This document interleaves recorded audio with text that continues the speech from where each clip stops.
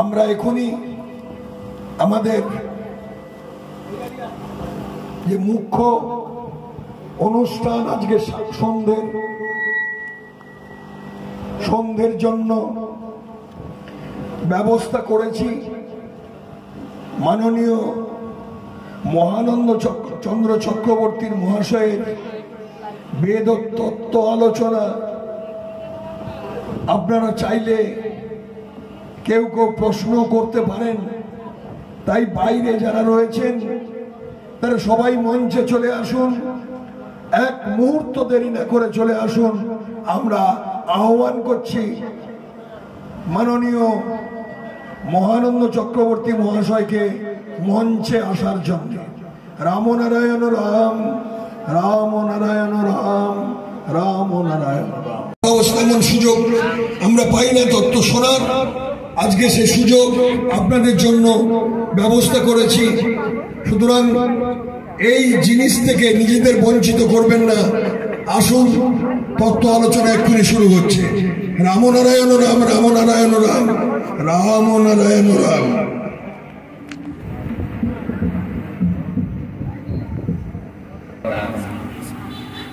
রাম নারায়ণ রাম। এখানে তো সবাই ঘরের লোক,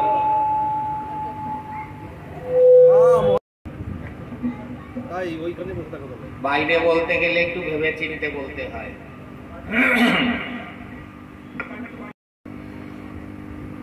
প্রথমে প্রবীর মিশ্র, কবিতা আচার্য, অর্জুন ধারা, তারপরে সুকুমার পানিগ্রাহী, অঙ্কন পানিগ্রাহী, আর যাদের নাম যা প্রিয়ব্রত আচার্য, এদের সকলকে সাধুবাদ জানাই, শুভেচ্ছা জানাই যে এত বড় একটা কর্মকাণ্ডকে তারা সফলতার সাথে ঠিকভাবে করতে পেরেছে। এবং নগর কীর্তন এবং এর সঙ্গে সুধাংশু সিনহা, প্রশান্ত সাধুকা, এদেরও নাম করতে হবে, শিশির শাখা, কারণ এদের সহযোগিতা ছাড়া তো হতো না। ওখানে অসীম রক্ষিত আরো আছে, বাসুদেব দাস, আরো যিনি পতাকা নিয়ে যাচ্ছিলেন, আমাকে বকা দিচ্ছিলেন এগিয়ে যাচ্ছি বলে, তাকেও সবাইকে। আচ্ছা, কি বলে শুরু করব, এটা বলে দিলে ভালো হয়। কি বিষয়? কারণ পঞ্চম দোল সম্বন্ধে আমি কিছু জানি না। আমি দোল সম্বন্ধে যেটা ঠাকুর বলেছেন সেটা বলতে পারি, যে কেন এই হোলির রং খেলার নিয়ম এলো। অতীতে বহু যুগ আগে বলছে, এই যে দেখো নাম কীর্তন, এই নাম কীর্তন হলো প্রকৃতির যে এক সুরের ধারা, সেইটাকে প্রকাশ করার একটা পন্থা। যে আমরা সব এক সুরে, সূর্য চন্দ্র বাতাস জল মাটি আকাশ সবাই মিলে এই সৃষ্টিকে একসঙ্গে বিভিন্ন তাদের বৈপরীত্য নিয়ে, আগুন তার তেজ নিয়ে, জল তার শীতলতা নিয়ে, বায়ু তার চঞ্চলতা নিয়ে। আগুন কিন্তু জল নিভিয়ে দেয়, এই জল শুকিয়ে দেয়, জল আবার আগুন নিভিয়ে দেয়, আবার বাতাস আগুন জ্বালায়ও আবার নেভায়ও। তো এরা কিন্তু দেখতে গেলে সব বিপরীত মুখী কর্ম এদের, কিন্তু তারা মিলে প্রকৃতিটাকে, এই জীব জগৎকে কিরকম এক সুরে এগিয়ে নিয়ে চলেছে। এই যে সুরের কথা, এই একতার কথা, এইটাকে প্রকাশ করার পথই হলো নাম সংকীর্তন। আর তারা নিজেদের গায়ে এরকম ছুরি দিয়ে কেটে কেটে রক্ত একটা পাত্রে জমা করত, করে বলতো, দেখো আমাদের সবার রং তো এক, এই লাল রং, এই রক্ত সবার, এর মধ্যে কোনো বিভেদ নেই। এই রক্তের রঙে আমরা মাখামাখি করে এক সুরে কীর্তন গাইতে গাইতে একতার কথা বলতে বলতে যাবো, এইটাই হলো। এখন তারপরে সেগুলো নানা রকম লোকের রুচি বিশ্বাস এই অনুযায়ী হয়ে গেছে। এবার এত ঠাকুরের কথা হলো অনন্ত মহাসমুদ্রের কথা, তার কোনখান থেকে কোন ঢেউটাকে নেব এটা ভাবতে গেলে একটু মাথা খারাপ হয়ে যায়। তো এখন যেটা আমার মনে হয় যে সবার যেদিকে নজর দেওয়া উচিত, সবার লক্ষ্য যেদিকে হওয়া উচিত, সেটা হলো আমি কি করে সুরে গঠিত হব। ঠাকুর বলছেন যে তোমাদের থেকে আমি দক্ষিণা নিইনি, দক্ষিণা নেব। কিন্তু ঠাকুর তিনটে দক্ষিণার কথা বলেছেন। এক হলো মনোদক্ষিণা, এক হলো ডাকলে যেন পাশে পাই ময়দানে লাঠি ধরতে,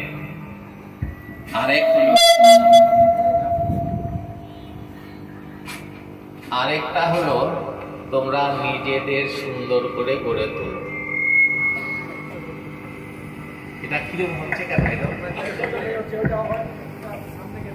নিজেদের যদি প্রশ্ন করি তাহলে একটা এখন বাদ রাখতে হবে, সেটা হলো ডাকলে যেন পাশে পাই। মাঠে নামবো, বাপ বেটা বেটি একবারই নামবো, একবারই থামবো। যদিও এখন অনেকে মাঠে নামার ইঙ্গিত দিয়ে দিচ্ছে, এখনই নামতে হবে, ওটা সরিয়ে রাখলাম। আর রইল দুটো, মনোদক্ষিণা আর নিজেকে সুন্দর করে গঠিত করে তোল। এবার এটা তো যে যার নিজের মন দিয়েই বুঝতে পারবে যে তারা কি মন দক্ষিণা দিতে পেরেছে। এবার তারা ভাববে হ্যাঁ দিতে পেরেছি, নামে আসছি, বাড়িতে ঠাকুরের ছবিতে 2 বেলা ধূপ জ্বালাচ্ছি, নৈবেদ্য দিচ্ছি, হ্যাঁ নানান রকম ক্রিয়াকলাপ ঠাকুরকে কেন্দ্র করে করেছি। কিন্তু আমার প্রতি কর্মে, প্রতি চিন্তায় ঠাকুরের সুর আছে কি? আমি যেটা করছি সেই কর্ম ঠাকুরের অনুমোদন আছে কি? বিবেকের সুরের সাথে মিলে আছে কি? প্রভুর নির্দেশের প্রতিটি বাণী কি আমার জীবনধারার সাথে সম্পৃক্ত ভাবে চলেছে? আমি মিথ্যা কথা বলি না, আমি বড় চর্চা করি না, আমার মধ্যে ভেদাভেদ জ্ঞান নেই, হিংসা নেই, বিদ্বেষ নেই, দলাদলি নেই, নেতৃত্ব নেই, আত্মপ্রতিষ্ঠা নেই। এগুলো কি বুক ঠুকে আমরা বলতে পারবো কেউ? তাহলে আমি তো দেখছি যেহেতু ঘরে আছি, ঘরের লোকেদের নিয়ে, সেই জন্যই বলছি যে এমন অনেক লোক দেখি যে আগে থেকে একটা ধারণা করে নিয়ে বিদ্বেষমূলক আচরণ করে, না মিশে, না জেনে, কথা না বলে, লোকের মুখে শুনে একটা ধারণা করে নিল এই লোকটা খারাপ। এবার কি হলো? ঠাকুর বলছে ধারণার ফল বিষময়। এই যে ধারণার পরে একজনের সম্বন্ধে একটা ধারা এসে চলতে শুরু করলো, এই ভুলটাই কিন্তু বাড়তে থাকে, সঠিকতার থেকে সে ক্রমশ দূরে সরে যাচ্ছে, কারণ সে ধারণায়, শোনা কথায় চলছে। তাই জন্য ঠাকুর বলেছেন যখনই কোনো বিষয় নিয়ে মনে দ্বন্দ্ব সন্দেহ আসবে জিজ্ঞেস করে নেবে। এই আজকে একজন কি নাম যেন, সোমনাথ দাস, সে আমাকে বলল আপনার সাথে একটা কথা আছে। আপনি বলেছেন নেতাজি বেদের সাবজেক্টের মধ্যে পড়ে না।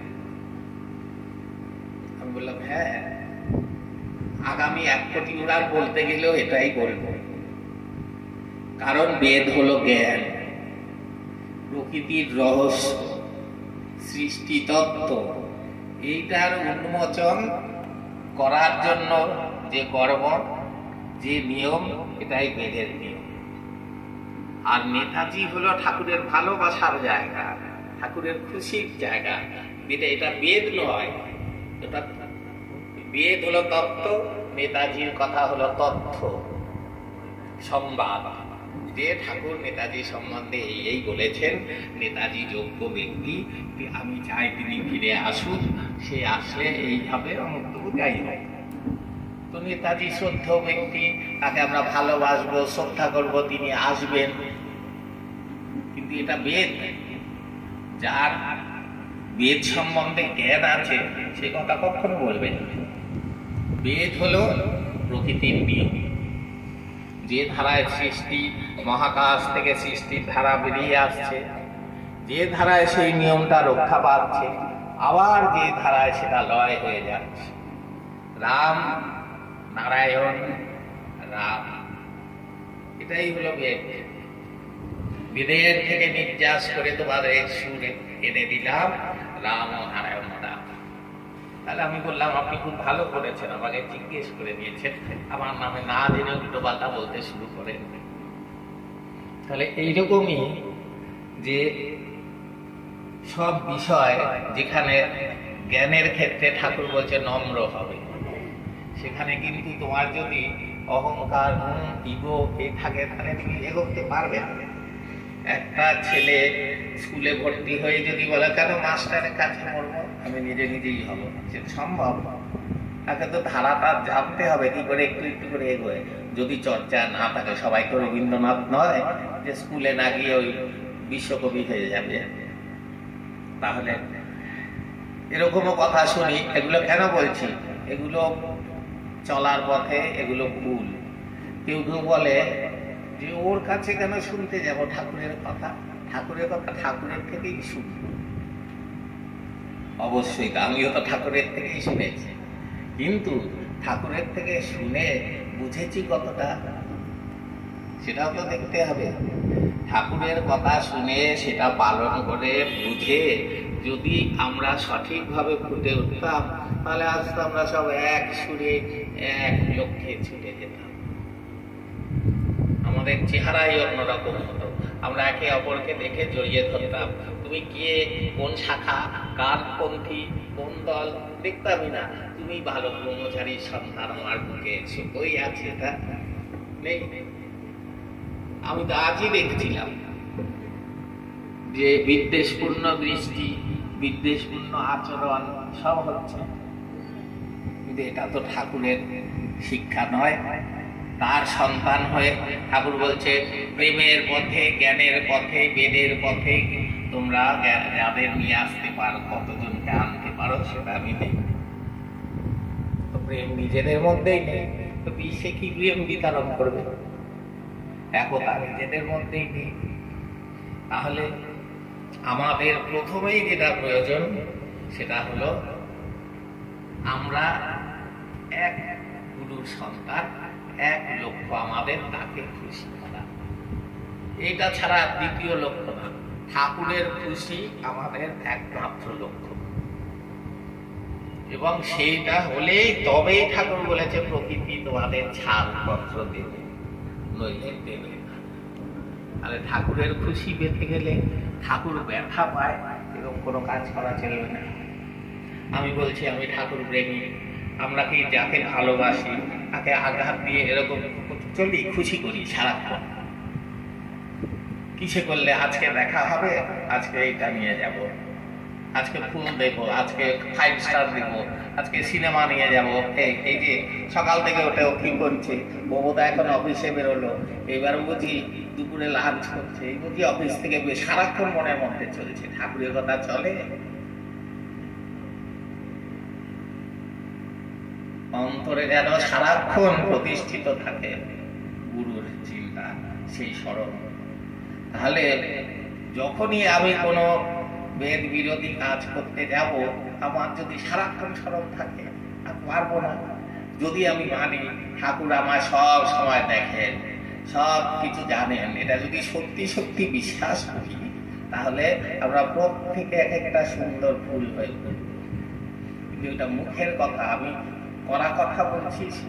এরা সবাই জানে যে আমরা মুখে মুখেই ঠাকুরকে স্রষ্টা বানিয়েছি, মুখে মুখেই পরম পিতা বানিয়েছি, মুখে মুখেই পরম এই পূর্ণ ব্রহ্ম বানিয়েছি। কোনো উপলব্ধি থেকে বলিনি, শুধু শোনা কথা। ওই তৈলঙ্গ বলেছিল, লোকনাথ বলেছিল, আদিত্যনাথ বাবা বলেছিল, হ্যাঁ ঠাকুর স্রষ্টা। তুমি কি তোমার অন্তরে সেই বাণীটা উপলব্ধি করেছো, বুঝেছো তিনি কে? এটা যদি বুঝতো, যে সত্যি যদি বুঝতো ঠাকুর স্রষ্টা, এই লোকনাথের পুজো করছে, ঠাকুরের শিষ্যরাই করে অনেক, ঘরের মধ্যে আছে, 160 বছর বয়স, ওই গুহার মধ্যে 120-30 বছর সাধনা করেছে, করে এইটুকু বুঝেছে। তাকে নিয়ে কারাকারি পুজো, কালী, দুর্গা, শিব, কৃষ্ণ সব চলছে অনেকের ঘরে। আমি বলি যে এরা লটারি কেটে রেখেছে। ঠাকুর বালক ব্রহ্মচারী মেন লটারি, বঙ্গলক্ষ্মী এই পাশে সেই কালী, দুর্গা, শিব, কৃষ্ণ সব আছে। যেটা মহারাষ্ট্র লটারি, ব্যাঙ্গালোর ওই ম্যাড্রাস লটারি, যেটা লেগে যায়। কিন্তু এভাবে কোনোদিন হবে না। প্রকৃতি একটা সুরি গ্রহণ করবে, কারণ ঠাকুর কি বলছে, প্রকৃতি আমার বস। তাহলে সেই প্রকৃতিকে টিউন করে বেঁধে দিয়েছে ঠাকুর তার সুরে। সেইখানে একটা জিনিসই গিয়ে বাজবে, সেটা হলো ঠাকুরের সুর। ও ছাড়া আর নেবে না। আর সব সিজড হয়ে গেছে, পরিষ্কার বলে দিচ্ছি। আর কোনো দেব দেবতার কোনো ক্ষমতা এখন আর নেই, সব সিজড, সব ঠাকুরের হাতে চলে গেছে। এটা কেন বললাম? এখন অল ইন অল, সব চেক আমার হাতে, বলেনি? তাহলে এটা পড়েছে, এখানে ঢোকে গুছিয়ে নেওয়ার চেক আমার হাতে, আত্মার চেক আমার হাতে, পার করে দেওয়ার চেক আমার হাতে। কার কাছে ছুটে কি হবে? সময় নষ্ট হবে, আর কিছু হবে না। তাহলে এই যে জল, একটা পাথরে দিনের পর দিন এক ফোঁটা দূর কি হবে? এই কবে কি গর্ত হবে? তাও 5 বছর পরে এসে দেখে এটা গভীর ফুটো হয়ে গেছে, এক জায়গায় জল করে করে করে। তাহলে এরকমই 1 লক্ষে দিনের পর দিন মনন করতে করতে করতে করতে কি হবে? এইখান থেকে এই জঞ্জালের আবহাওয়া ফুটো করে দিয়ে ঠাকুরের কাছে ওই রাস্তা হয়ে যাবে। এসব জঞ্জাল, মিথ্যা, হিংসা, দলাদলি, এইসবের চাদর পড়ে আছে আমাদের আবহাওয়াতে, অ্যাটমসফিয়ারে। ঠাকুর বলেছে আত্মার সাগরে পলিউশন হয়ে গেছে, অন্ধকারের চাদর, এটাকে না তুললে ওই আলো, নিউ লাইট আসবে না।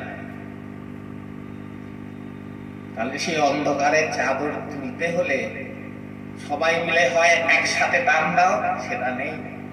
নইলে ইন্ডিভিজুয়ালি রাস্তা করে গর্ত করে বেরিয়ে যাও, সেই সাধনাও নাই। এই যে বলছে ঠাকুর কবে আসবে, কবে বিপ্লব হবে, জগতের কাছে কবে ঠাকুর আসবে ওই নিয়ে মাথা ঘামিয়ে লাভ নেই। তোমার কাছে কবে আসবে ওইটা ভাবো। অমৃততে যে বলল ঠাকুর যে আমার সময় রাত 3টা,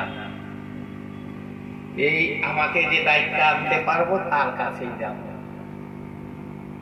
এখানে কোন লোকটা হাত তুলে বলুক তো, আমি রাত 3টের সময় দেখেছিলাম ঠাকুর এসেছিলেন, খালি গায়ে এসে পড়েছিলেন, 1 গামলা মিষ্টি দিয়েছি, খেয়ে গেছেন, টেপ রেকর্ডার, ফটো, অমুক তমুক সব। তাহলে কেন হয়নি? সেই ডাকটা নেই, সেই লক্ষ্যে স্থির নেই, সেই যে গভীরতা, সেই যে নিষ্ঠা নেই। আমাকে তার জন্য আমার উপর রেগে যান, আমাকে গালাগালি দিই, যা তা বলুন, যে আমি এটা বলবো, এটা সত্যি। আমার কারো কাছে প্রিয় হওয়ার কোনো ইচ্ছাও নেই, প্রয়োজন নেই। প্রিয় হতে হবে ঠাকুরের কাছে। কি বলছে? সারা বিশ্বের লোক তোর দিকে, আমি তোর দিকে নাই, তোর কোনো মূল্য নাই। আর সারা বিশ্বের লোক তোর বিরুদ্ধে, আমি তোর পক্ষে, তোর মূল্য আছে। তাহলে আমার সাথে ঠাকুরের সম্পর্ক, আমি তাকে কবে টেনে এনে আমার কাছে আনতে পারবো, এই ঠাকুরকে আনার চেষ্টা করতে হবে। জগতের ঠাকুর তিনি বুঝে নেবেন, ওই দায়িত্ব কবে আসবে, কি হবে, এলে শিষ্যরা আগে দৌড়ে পালাবে। শিষ্যরা ভাবছে কি ওইখানে বিপ্লব হবে আর আমি এইখানে বসে গ্যালারিতে বসে দেখবো, কাটাকাটি, মারামারি সব ধ্বংস হচ্ছে, জলে ভেসে যাচ্ছে, দশা হচ্ছে, আমি এখানে বসে টিকিট কেটে গ্যালারিতে বসে দেখবো বিপ্লব। সেও যে ওর মধ্যে পড়ে হাবুডুবু খাবে এদিক ওদিক এটা বুঝছে না। প্রয়োজনে 7 দিন রক্ত খাইয়া থাকতে হইব। তাহলে এই মূর্খের স্বর্গ থেকে নেমে এসে বাস্তব চিন্তা তো করতে হবে। আবেগের ঠেলায় শুধু চললাম, আমার গুরু সস্তা, আমার গুরু সস্তা, তো তোমার কি হলো? তুমি কি? এই ইংল্যান্ডের রানী ছিল ভিক্টোরিয়া, দেখা গেল তার নাতি ইংল্যান্ডের একটা গলিতে একটা রকে বসে ফুচকা খাচ্ছে, কিরম দেখতে লাগবে?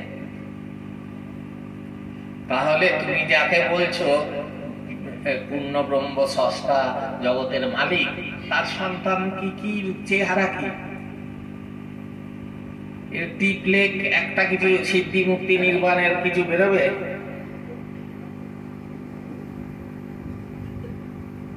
তাহলে এতদিনে এত বছরে একজনেরও কি একটু ফুটে ওঠা ছিল? এ হতো না একজন দাঁড়িয়ে গেল সমাজে, একটা লোক, একটাও নেই যাকে দেখে সমাজ মাথা নত করবে, বলবে হ্যাঁ এর কথা মানি, তাহলে দেশটা সুন্দর হবে, থাকবে শেষ। তাহলে বোঝা যেত হ্যাঁ ঠিক, আমরা দেশকে বদলে দেব। এই তো একটু আগে শুনছিলাম বলি নিজের মধ্যে, তুমি গেছো বিশ্বের সাম্যভাব প্রতিষ্ঠা করতে। সংসারের মধ্যে প্রেম নেই, ভাইয়ে ভাইয়ে প্রেম। রামনারায়ণ রাম। প্রসঙ্গ একটু ঘুরিয়ে দিই। হ্যাঁ, প্রশ্ন করবে বলেছিল ভেতর থেকেই, সেই প্রশ্নটা আমি সবার প্রথম করি। বেশ। রামনারায়ণ রাম, আমি আছি বনগা লাইনে, গোবরডাঙ্গা আমার বাড়ি, দিলীপ বিশ্বাস। ইদানিং একটা চল উঠেছে আমাদের মধ্যে, ভাই বোনদের মধ্যে আর কি, যে ঠাকুরের সুরে নামকরণ। আমি একটু দূরে আছি, কারণ একটু কাছে গেলে সাউন্ড ডিস্টার্ব করবে, যার জন্য দূরে আছি। ইদানিং যে ভাই বোনদের মধ্যে যে চলনটা উঠেছে যে ঠাকুরের সুরে নামকরণ, এই যে কথাটা আমরা প্রত্যেক ভাই বোনরা বলি, সত্যি কি আমরা ঠাকুরের সুরে মহানাম করতে পারবো বা পারি? এই প্রশ্নটা একটু ডিপলি আপনি আমাদের বুঝিয়ে বলবেন, ভাই বোনদের মধ্যে বুঝিয়ে বলবেন। তা না হলে এই আসরেই কালকেই গণ্ডগোল হয়েছে, আজকেও সকালবেলাও একটা গণ্ডগোল হয়েছে যে মহানাম ঠাকুরের সুরে করুন, উনি বলছেন ঠাকুরের সুরে করুন। এই না একটা দ্বন্দ্ব, যাকে আমাদের মধ্যেই দ্বন্দ্ব, এই ঠাকুরের সুরে নাম করুন। ঠিক আছে, রামনারায়ণ রাম। আচ্ছা, ঠাকুর বলছেন কি, আমি তোমাদের সাথে বাপ বেটা বেটির সম্পর্ক করে নিয়েছি। তার মানে কি, বাবার সন্তান বাবার গুণই তো পায়, সেও তো আবার একদিন বাবা হয়, তাই তো? তাহলে বাবা যে নামটা দেখালেন, যে সুরটা দিলেন, সেই সুরটা যদি সে নিষ্ঠা করে চর্চা করে অবশ্যই পারবে। নোটেশন করে আমি তো দিয়েছিলাম, সেটাকে বলে দিল এই ভুল ভাল। আমি আত্মপ্রতিষ্ঠা প্রচারের জন্য বলছি না, সত্য বলার জন্য বলছি। আমি অল ইন্ডিয়া রেডিওর খেয়ালের শাস্ত্রীয় সঙ্গীতের শিল্পী, যেটা ভীমসেন যোশী গাইত, রশিদ খান, ভীমসেন যোশী। তাহলে আর যে লোক বলেছে সে গান জানে না, শেখেনি। তাহলে ঠাকুর কি কি নোট লাগিয়েছেন, আমি আমার কথা যদি ভুলও হয়, আমি বলবো যে অজয় চক্রবর্তী তো পণ্ডিত ব্যক্তি, আমি যে স্বরলিপিটা করে দিয়েছি ঠাকুরের কণ্ঠটা তাকে শোনাও, আর এই স্বরলিপিটা দেখাও, দিয়ে বলো ভুল বলেছে না ঠিক বলেছে। অবশ্যই সম্ভব, নোটেশন আছে তো, আমি গিয়ে দেখাচ্ছি। রাম নারায়ণ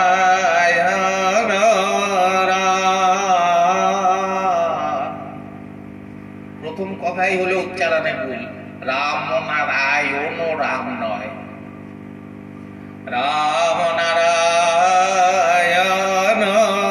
রাম, রাম নারায়ণ রাম নারায়ণ,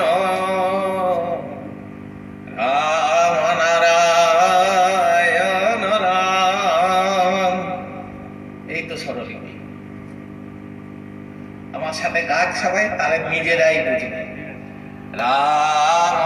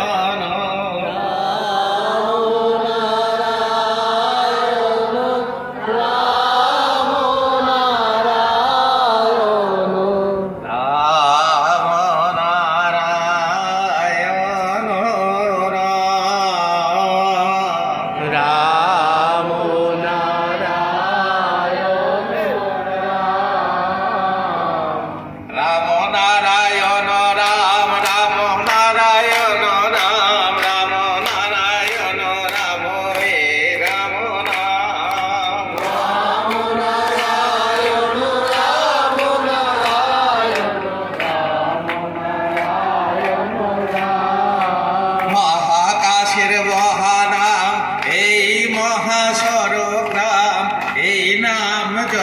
বিষ্ণু শিব কৃষ্ণ নাম। রাম নারায়ণ রাম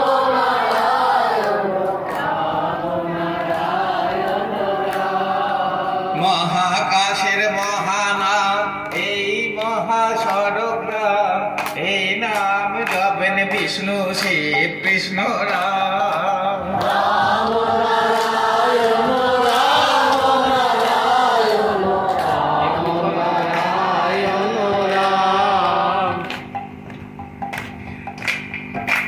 নীলাকাশ কৃষ্ণ তারি হবে প্রাণের ধারা, সেই ধারা বারে বারে হলো রাধা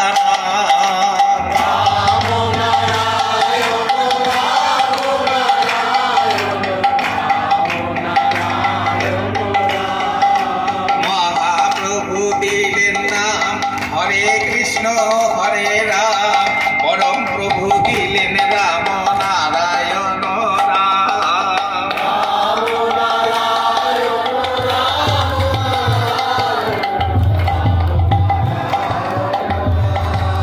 গুরু দিলেন দীক্ষা, আদি বেদের শিক্ষা, বাড়ি চরণেতে মন দক্ষিণা দিলাম।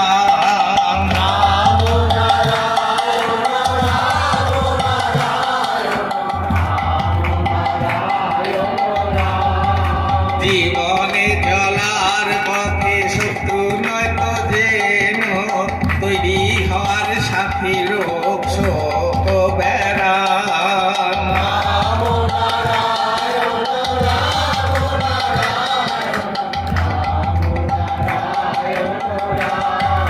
দাঁড়ে দাঁড়ে করো গান, ভুলে মান অপমান, তবেই হবে শুদ্ধ বুদ্ধ ধরা খান।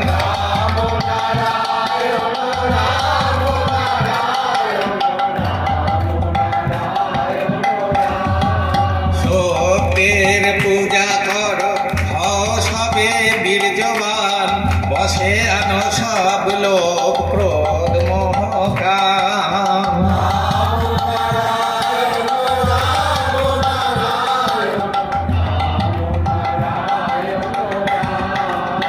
রাম নারায়ণ রাম নারায়ণ,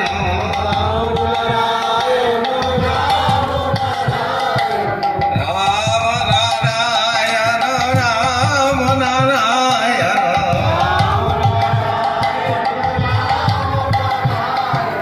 রাম নারায়ণ রাম, রাম নারায়ণ রাম। মহাকাশের মহাসরগ্রাম, জপ এই নাম অবিরাম।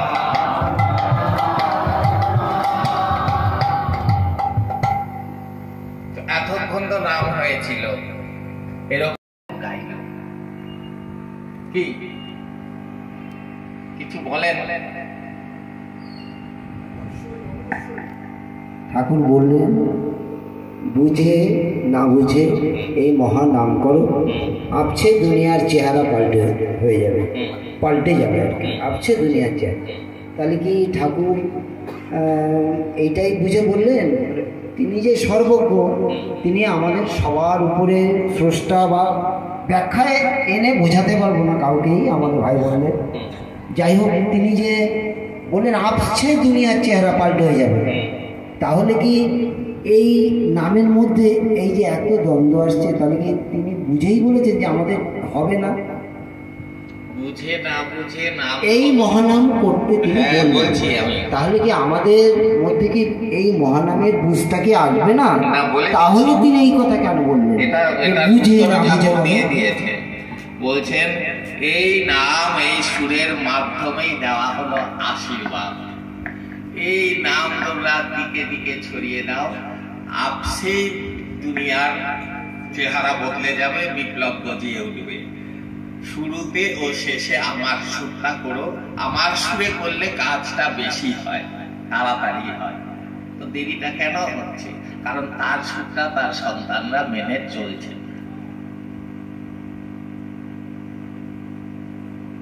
ঠাকুর শুরু করলেন রাম নারায়ণ রাম, সন্তানরা শুরু করছে রাম নারায়ণ রাম নারায়ণ,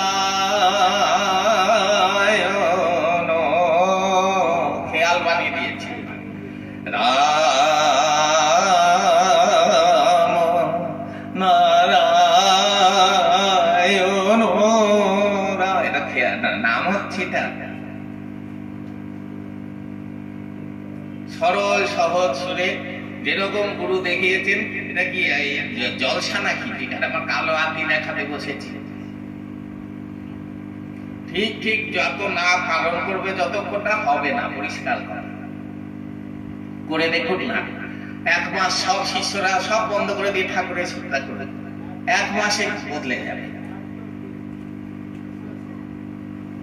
করবে না। কোথায় লাগবে ইগোতে? আমরা ঠাকুরের সামনে এই নাম করেছি বলে বলে আমরা তো করেছি, কই ঠাকুর তো কিছু বলেনি। আমি বলি হ্যাঁ, তুমি ঠাকুরের সামনে মিথ্যা কথা বলেছো, পরনিন্দা চর্চা করেছো, ঝগড়া করেছো, ছলচাতুরি করেছো, ঠাকুর তো সহ্য করেছে তোমাকে, দেখি তোমার এই বেসুরো নামটাও সহ্য করেছে।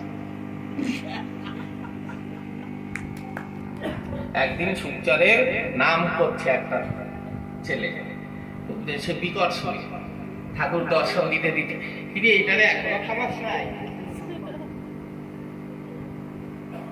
তাহলে ঠাকুরই বলছেন এইটারে এখনো খামাস নাই। এরকম শুনি যেখানে নাম শুনে কানে হাত দিতে মনে হয় কখন থামবে, তো সে নিষ্ঠা নেই, ডিসিপ্লিন নেই, যে যা খুশি বলছে, যে যা খুশি গাইছে, এরকম করে হয়। একটা এই যে সব মঠ মন্দির গুলো আছে, কি ওরা ভুল কি ঠিক আছে ওদিকে যাচ্ছে, ভুল যদি হয় সেটাও ডিসিপ্লিন করে, ভুলটাও ডিসিপ্লিন মেনে করে। এখানে কোনো ডিসিপ্লিন নেই, এখানে অভিষেক গাইছে, এখানে ঘুরে বেড়াচ্ছে সবাই। এরকম করলে হবে না। আমি গাইতে বসবো কখন? নাম করতে, আর বসা করবো না করতে দিলে, এটা আমার উদ্দেশ্য না।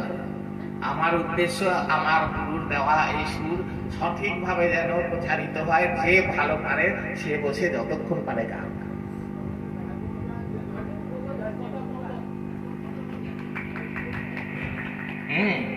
তাহলে সবাইকে আমার যার যে গুণটা ভালো আছে তাকে সেই দিকটায় ঠেলে দাও, আরো বেশি করে ফুটে উঠবে। বিদেশের ওয়েবসাইট থেকে কেউ কিছু প্রশ্ন করবেন, কেউ কিছু বলবেন? বিদেশের পড়াশোনার সিস্টেম হলো যে যার যেদিকে ন্যাক আছে ওইটাকে তাকে ওই দিকেই ঠেলে দেয়। আর এখানে কি এই শুরু থেকে তোকে বাবর আকবর হুমায়ুন করতেই হবে, তোকে ওই বিজ্ঞান ব্যাংক কাটো, এই টিকটিকি কাটো, এই করতে হবে, ভালো লাগুক কি না লাগুক। কিন্তু বিদেশে তা না, তোমার ইতিহাসের দিকে নেয়, ছোট থেকে ওই দিকেই তোমার স্কুলে এনকারেজমেন্ট করবে। এখানে আমি তত্ত্ব বসতে বলতে বসলে আমার গুরু ভাই বলবে ও বসে ঘরে বসে জ্ঞান দেওয়া খুব সহজ, মাঠে নামো। সবাই যদি মাঠে নেমে যায় তাহলে আর ঘরের কাজ কে করবে? বউ বাচ্চা স্বামী স্ত্রী শ্বশুর শাশুড়ি সব মাঠে নেমে চাষ করছে, ঘরের রান্না কে করবে? তাহলে আমার যে গুরু ভাই বোনেরা পথে খাতে দেয়াল লিখনে নিজেদের ঘাম ছড়িয়ে শরীরকে পাপ করে এর দিনের পর দিন খাচ্ছে, ওদের তত্ত্ব চর্চা করার সময় নেই। ওরা পথে ঘাটে খেটে খেটে এই ঠাকুরের বাণী প্রচার করছে, তাহলে ওদের জন্য তত্ত্বটাকে চর্চা করে সহজ করে বুঝিয়ে দেওয়ার জন্য লোক লাগবে না? ওই কষ্টটা থেকে ওদের রেহাই দাও, ওরা ওটাই করি, তার তোমাকেও মাঠে রাখবে, ওই একই কাজ করতে হবে। যে যেটা কেউ এমন ঠাকুরের একজন শিষ্যা অঞ্জলি রায়, না হ্যাঁ অঞ্জলি রায় চৌধুরী, যে জীবন নিয়ে লেখা লিখেছে বই, ওরই মা, সে জপে বসছে, ঠাকুর দিচ্ছে দর্শন, বলছে অঞ্জলির মারে একটু জপ কম করতে কত, আমার অসুবিধা হইতেছে, টানছে ঠাকুরকে। ওই এবার তাকে কি জ্ঞান দেবে? জব করে কিছু হবে না, যা মাঠে নামো। ঠাকুরের কাছে একজন গেছে, বাবা আমি বিপ্লব করতে চাই, তুই যা ঘরে যা নাম কর। তাহলে সবার জন্য সব নয়। অশ্বিনী চ্যাটার্জি কি মাইক দিয়ে বক্তৃতা দিয়েছিল, নাকি নগর কীর্তন করতে করতে গেছিল, না দেয়ালে লিখেছিল? আর ঠাকুর বললেন তোমরা অশ্বিনীর মতো হও। আরে ঠাকুরের জ্ঞান বুদ্ধি নেই। ঠাকুর বললো না কেন নাই তোরা মাঠে নাম, সব বললো না, বললো তোমরা একটু বসো, তোমরা একটু মনন করো, চিন্তান করো, আমাকে বোঝার চেষ্টা করো।